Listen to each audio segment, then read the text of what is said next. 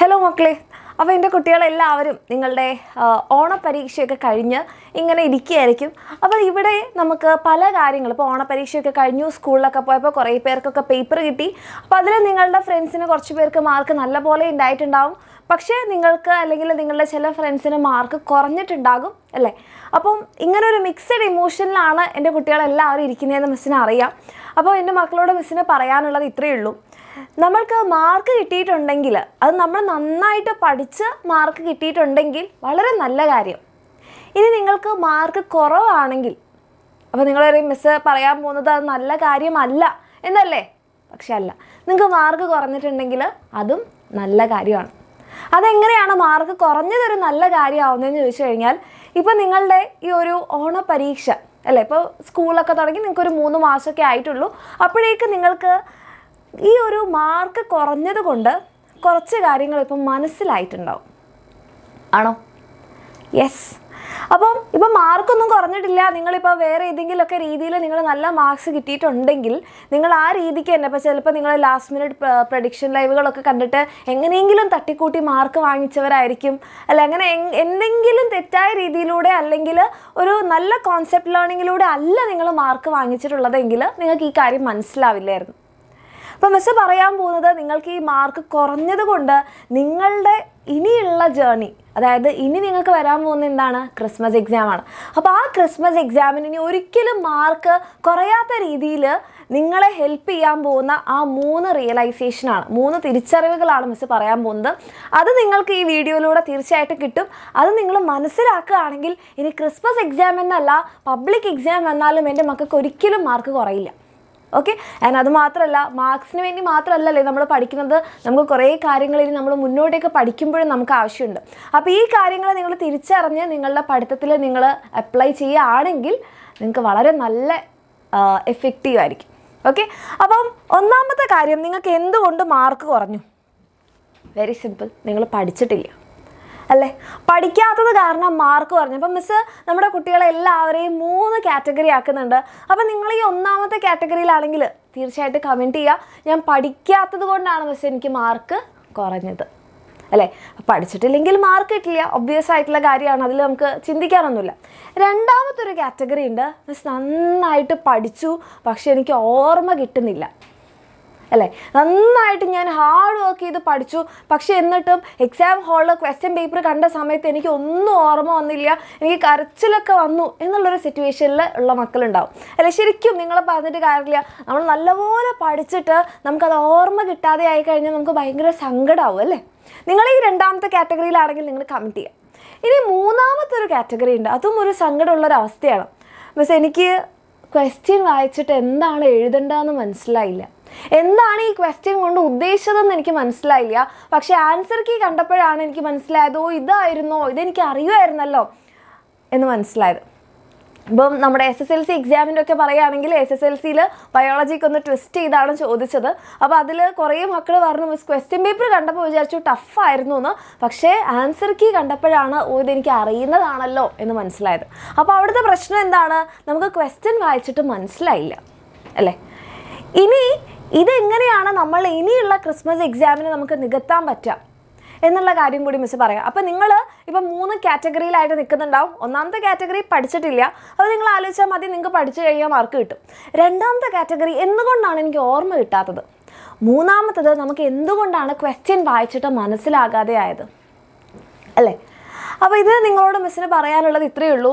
നമുക്ക് പഠിക്കാത്ത ആൾക്കാരെങ്കിൽ ഓക്കെ, പഠിച്ചിട്ടില്ലെങ്കിൽ ഇനി ഒന്നും ശരിയാവില്ല. അപ്പം നമ്മൾ എന്ത് ചെയ്യണം? നമ്മളിനി പഠിച്ചാലേ ശരിയാവുള്ളൂ. രണ്ടാമത്തെയും മൂന്നാമത്തെയും കാറ്റഗറി മക്കളെ അവസാന നിമിഷം പഠിച്ചതുകൊണ്ടാണ് നമുക്ക് ഓർമ്മ കിട്ടാതെ ആയത്. നിങ്ങൾ മിസ്സിനോട് യോജിക്കുന്നുണ്ടോ അല്ലേ? നമ്മൾ അവസാന നിമിഷം ഉള്ള നമ്മുടെ യൂട്യൂബിലുള്ള ലൈവ് ക്ലാസ്സുകൾ കണ്ടിട്ടുണ്ടാകും, കുറേ പ്രഡിക്ഷൻ ലൈവുകൾ കണ്ടിട്ടുണ്ടാകും, എന്നിട്ട് ആ ക്വസ്റ്റ്യൻസ് മാത്രം പഠിച്ചു പോയവരുണ്ടാകും അല്ലേ. അതായത് ഒരു ബൈ ഹാർട്ട് ലേണിങ്ങിലേക്ക് എത്തിയിട്ടുണ്ടാകും. നമ്മൾ ലാസ്റ്റ് മിനിറ്റ് ഒരു വെപ്രാളത്തിലായിരിക്കും അല്ലേ, എങ്ങനെ എഴുതും, അങ്ങനെ എഴുതും, എങ്ങനെ എഴുതിയാൽ മാർക്ക് കിട്ടും, ഏത് ക്വസ്റ്റ്യൻ വരും. ആ ഓട്ടപ്പാച്ചിലിൽ നമ്മൾ ക്വസ്റ്റ്യൻസ് കുറേ കണ്ടിട്ടുണ്ടാവും, കുറേ ബൈ ഹാർട്ടും ചെയ്തിട്ടുണ്ടാകും. പക്ഷേ ഇത് ലാസ്റ്റ് മിനിറ്റിൽ ഇരുന്ന് എല്ലാം കൂടെ കയറ്റുമ്പം നമ്മളുടെ ബ്രെയിനിൽ ഇതൊന്നും തന്നെ രജിസ്റ്റർ ആയിട്ടില്ല. പിന്നെ എങ്ങനെയാണ് ക്വസ്റ്റ്യൻ പേപ്പർ കണ്ട ഓർമ്മ വരിക? ആകെ ഒരു ബ്ലാങ്ക് ആയി കിടക്കുന്നുണ്ടാവും. പക്ഷെ നമുക്ക് സങ്കടം, ദൈവമേ ഇത് ഞാൻ ഇന്നലെ പഠിച്ചതാണല്ലോ, എന്നിട്ട് എന്താണ് ഓർമ്മ കിട്ടാത്തത് അല്ലേ? ഇനി മൂന്നാമത്തെ കാറ്റഗറി, എന്തുകൊണ്ടാണ് നമുക്ക് ക്വസ്റ്റ്യൻ വായിച്ചിട്ട് മനസ്സിലാവാത്തത്? മക്കളെ, നമ്മളിങ്ങനെ കുറേ പഠിച്ച് ഇരുന്നതുകൊണ്ട് മാത്രം കാര്യമായില്ല. ഈ പ്രീവിയസ് ഇയർ ക്വസ്റ്റ്യൻസ് പ്രാക്ടീസ് ചെയ്യുക എന്നുള്ളത് ഈക്വലി ഇമ്പോർട്ടൻ്റ് ആണ്. കാരണം നമുക്ക് എക്സാമിന് ചോദിക്കുന്ന ഒരു സ്ഥിരം പാറ്റേൺ ഉണ്ട്. അത് നിങ്ങൾക്കൊരു മുൻ വർഷങ്ങളിൽ ഒരു 5-6 ക്വസ്റ്റ്യൻ പേപ്പർ, 5-6 മുൻ വർഷങ്ങളിലെ പേപ്പേഴ്സ് നോക്കിക്കഴിഞ്ഞാൽ നിങ്ങൾക്ക് മനസ്സിലാവും. റെഡി? അപ്പോൾ നിങ്ങൾക്ക് ഒരു ഏകദേശം പാറ്റേൺസ്, ഇപ്പോൾ ഒരു 1 to 10 വരെയുള്ള, അല്ലെങ്കിൽ 1 to 6 വരെയുള്ള ക്വസ്റ്റ്യൻസ് 1 മാർക്കിന് ഈ രീതിയിലാണ് ചോദിക്കുക.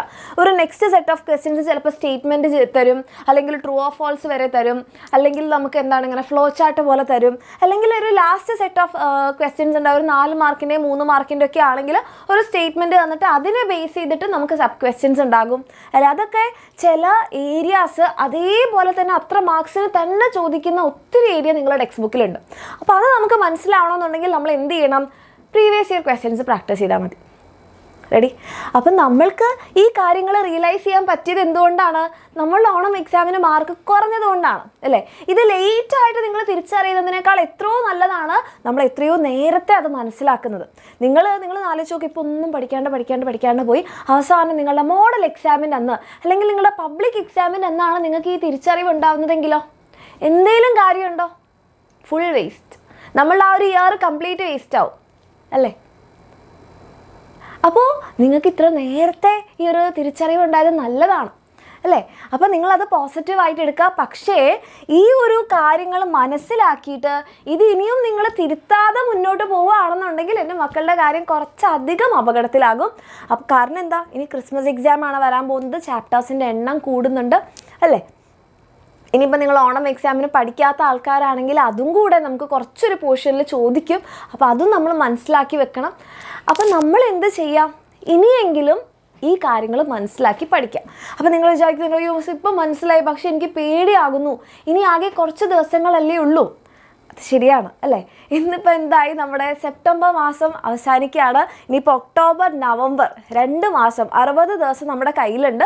പിന്നെ നമുക്കൊരു ഡിസംബർ 10 to 12 കൂടി നമ്മുടെ ക്രിസ്മസ് എക്സാം തുടങ്ങുമ്പോൾ ഒരു 10 ദിവസമുണ്ട്. എല്ലാം കൂടെ കൂട്ടിപ്പിടിച്ചൊരു 70 ദിവസം ഉണ്ടാവെങ്കിലും ആ ലാസ്റ്റ് ഡിസംബറിൽ 10 days നമുക്ക് കൂട്ടാൻ പറ്റില്ല. കാരണം നമുക്ക് റിവിഷൻ ചെയ്യണം. അപ്പോൾ നോക്കിയാൽ എൻ്റെ മക്കളുടെ കയ്യിൽ ഇനി 2 മാസമാണ് സമയമുള്ളത്. ഈ 2 മാസം കൊണ്ട് ക്രിസ്മസ് എക്സാമിൻ്റെ പോർഷൻസ് എനിക്ക് പഠിക്കാൻ പറ്റുമോ? മക്കളെ, തീർച്ചയായിട്ടും നിങ്ങളെ കൊണ്ട് പറ്റും. സോ നിങ്ങൾ ആദ്യം എന്താ ചെയ്യേണ്ടതെന്ന് പറഞ്ഞാൽ നിങ്ങളെ തന്നെ ഒന്ന് വിശ്വസിക്കുക. ഇതിലും നിങ്ങളെ കൊണ്ട് പറ്റും. അതെങ്ങനെ പറ്റും എന്നുള്ളത് നമ്മൾ തന്നെ നോക്കണം. അതായത് നമ്മൾ നോക്കുക, നമ്മൾക്ക് ഇത്രയും ദിവസങ്ങളുണ്ട്. നിങ്ങളുടെ ഈ 2 മാസം നിങ്ങളൊന്ന് നോക്കുക. അവിടെ നിങ്ങൾക്ക് എത്ര ദിവസങ്ങൾ ലീവ് വരുന്നുണ്ട്, എത്ര ദിവസങ്ങൾ നിങ്ങൾക്ക് വർക്കിംഗ് ഡേയ്സ് വരുന്നുണ്ട്. അതായത് നിങ്ങൾ സ്കൂളിൽ പോകുന്ന എത്ര ദിവസങ്ങളുണ്ട്. അങ്ങനെയാണെങ്കിൽ സ്കൂളിൽ പോകുന്ന ദിവസങ്ങളിൽ നിങ്ങൾക്ക് എന്തൊക്കെ പഠിക്കാൻ പറ്റാനുള്ള സമയമുണ്ട് സ്കൂൾ വിട്ട് വന്നു കഴിഞ്ഞാൽ. then നിങ്ങൾക്ക് ലീവ് ഡേയ്സ് എത്ര വരുന്നുണ്ട് എന്ന് നിങ്ങൾ കാൽക്കുലേറ്റ് ചെയ്യുക. ഓക്കെ? അപ്പോൾ വർക്കിംഗ് ഡേയ്സിൽ നിങ്ങൾക്ക് എത്ര അവേഴ്സ് പഠിക്കാൻ വേണ്ടി കിട്ടും, ആൻഡ് ലീവ് ഡേയ്സിൽ നിങ്ങൾക്ക് എത്ര അവേഴ്സ് പഠിക്കാൻ പറ്റും എന്നുള്ളതൊന്ന് മനസ്സിലാക്കുക. അത് മനസ്സിൽ വെച്ചുകൊണ്ട് നിങ്ങൾക്കിനി ക്രിസ്മസ് എക്സാമിന് അടുത്തതായിട്ട് നമ്മൾ എന്താ നോക്കേണ്ടത്? ക്രിസ്മസ് എക്സാമിന് ടോട്ടൽ നമുക്ക് എത്ര ചാപ്റ്റേഴ്സ് ഉണ്ടെന്ന് നോക്കുക. റെഡി? ആ ചാപ്റ്റേഴ്സ് നിങ്ങൾ ഓൾറെഡി ഇപ്പോൾ നമ്മുടെ ബാച്ചിലൊക്കെയുള്ള മക്കൾക്കാണെങ്കിൽ ഒരു ടൈം ടേബിൾ ഉണ്ടാവും അല്ലേ? ആ ടൈം ടേബിൾ ഫോളോ ചെയ്തിട്ടാണ് നമ്മൾ പഠിക്കുക. ഓക്കെ? അങ്ങനെ നിങ്ങളൊരു ടൈം ടേബിൾ ഉണ്ട്. ഓക്കെ? ഇപ്പോൾ നിങ്ങൾക്ക് ടൈം ടേബിൾ ഉണ്ടെന്ന് കരുതാം. ആ ടൈം ടേബിളിൻ്റെ കൂടെ നിങ്ങൾ പോകുന്നുണ്ടെങ്കിൽ വളരെ നല്ല കാര്യം. നിങ്ങൾ ഒരു ടെൻഷനും അടിക്കേണ്ട. നമ്മൾ ക്രിസ്മസ് എക്സാമിന് മുൻപ്, അതായത് ഡിസംബറിന് മുൻപ് തന്നെ നമ്മൾ റിവിഷനും കൂടെ ചെയ്യാൻ പറ്റുന്ന രീതിയിൽ എത്തിയിട്ടുണ്ടാകും, ഉറപ്പ്. റെഡി? ഇനി നിങ്ങൾക്ക് ടൈം ടേബിൾ ഫോളോ ചെയ്യാൻ പറ്റിയില്ല, നമുക്ക് കുറേ ബാക്ക്ലോഗ്സ് ഉണ്ട് എന്ന് കരുതാം, അതിൻ്റെ കൂടെ നിങ്ങൾ പോയിട്ടില്ല എന്ന് കരുതാം, എന്ത് ചെയ്യും? നമുക്ക് ഇപ്പോൾ നമ്മൾ ടൈം ടേബിളിൽ പോയിക്കൊണ്ടിരിക്കുന്നത് 4ാമത്തെ ചാപ്റ്ററാണെന്ന് കരുതുക. ഒരു എക്സാമ്പിൾ പറയുകയാണേ. അപ്പോൾ നമുക്ക് കരുതാം 4ാമത്തെ ചാപ്റ്ററാണ് പോയിക്കൊണ്ടിരിക്കുന്നത്. നിങ്ങളാണെങ്കിലോ ഇപ്പോഴും 3ാമത്തെ ചാപ്റ്റർ തുടങ്ങാൻ പോകുന്നേ ഉള്ളൂ. അപ്പോൾ 3 മുതൽ ചാപ്റ്റേഴ്സ് നിങ്ങൾക്ക് ക്രിസ്മസ് എക്സാമിന് ഉണ്ടെന്ന് കരുതാം. 1, 2 ഓണം എക്സാമിന് കഴിഞ്ഞു അങ്ങനെ കരുതാം. ഓക്കെ? സോ ഇതിവിടെ വരയ്ക്കാം. 1ാമത്തെയും 2ാമത്തെയും ചാപ്റ്റേഴ്സ്, ഇത് എക്സാമ്പിളാണ്, ഓണം എക്സാമിന് കഴിഞ്ഞു.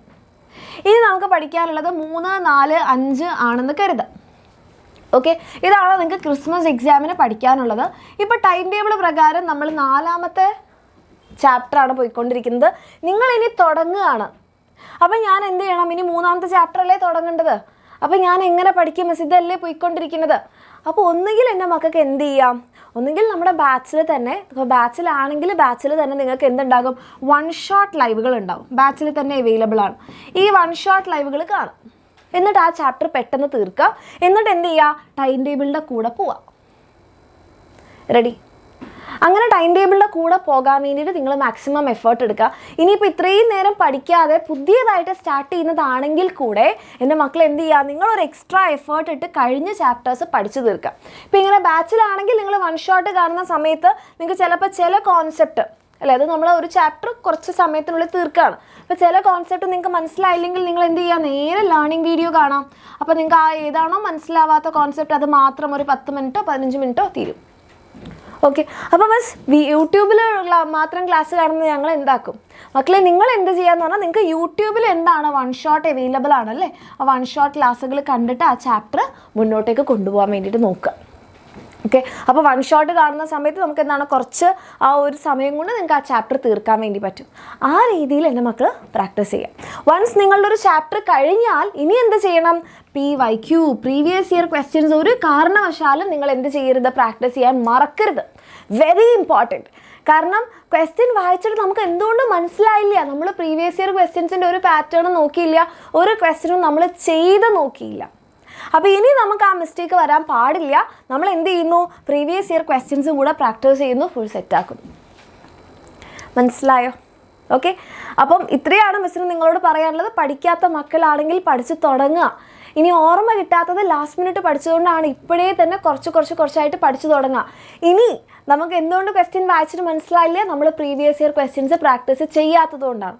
സോ അതും കൂടെ നമ്മൾ ഇൻക്ലൂഡ് ചെയ്ത് കഴിഞ്ഞാൽ ഒരു ബുദ്ധിമുട്ടും ഇല്ല. എൻ്റെ കുട്ടികളെല്ലാം നല്ല അടിപൊളി മക്കളാണ്, നല്ല ഓർമ്മശക്തിയുള്ള മക്കളാണ്. നിങ്ങൾക്ക് എല്ലാവർക്കും എന്ത് ചെയ്യാൻ പറ്റും? പഠിച്ചതൊക്കെ ഓർമ്മയുണ്ടാകും. നമ്മൾ മനസ്സിലാക്കേണ്ടത് കോൺസെപ്റ്റ് പഠിക്കുക എന്നുള്ളതാണ്. ആ കാര്യം മനസ്സിലാക്കി കഴിഞ്ഞാൽ ക്വസ്റ്റ്യൻ എങ്ങനെ ചോദിച്ചാലും നമുക്ക് മനസ്സിലാവും. ബൈ ഹാർട്ട് ലേണിങ്ങിലേക്ക് പോകരുത്. ഓക്കെ. ഇനിയിപ്പോൾ നമ്മുടെ ബാച്ചിലാണെങ്കിൽ നിങ്ങൾക്ക് ഈ പറയുന്ന കാര്യങ്ങളെല്ലാം മിസ് പറഞ്ഞില്ലേ, ടോപ്പിക് വൈസ് ലേണിംഗ് വീഡിയോസ് ഉണ്ട്. അതല്ല നിങ്ങൾക്ക് ഇങ്ങനെ 1 ഷോട്ട് ആണെങ്കിൽ അതും ഉണ്ട്. പ്രീവിയസ് ഇയർ ക്വസ്റ്റ്യൻസ് എല്ലാം ഒരു സെറ്റ് ഉണ്ട്.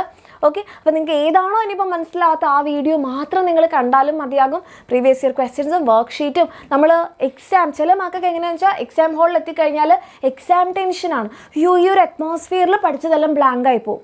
അപ്പോൾ നമ്മൾ എന്താ ചെയ്യേണ്ടത്? ഒത്തിരി എക്സാംസ് നമ്മളിങ്ങനെ ചെയ്ത് ആ ഒരു എക്സാം ഫിയർ മാറ്റിയെടുക്കുക. അതിനാണെങ്കിൽ നമ്മുടെ ബാച്ചിൽ നിങ്ങൾക്ക് ഒത്തിരി ടെസ്റ്റുകളും കാര്യങ്ങളും ഓരോ ചാപ്റ്റർ കഴിയുമ്പോഴും ടെസ്റ്റ് ഉണ്ടാവും. അപ്പോൾ ഇങ്ങനെയൊക്കെ നിങ്ങൾക്ക് പഠിക്കണമെന്നുണ്ടെങ്കിൽ ഒരു ഓപ്ഷൻ എൻ്റെ മക്കൾക്ക് നമ്മുടെ ബാച്ചസിൽ ജോയിൻ ചെയ്യാം. ഇപ്പോൾ ഫീസും കുറവാണ്.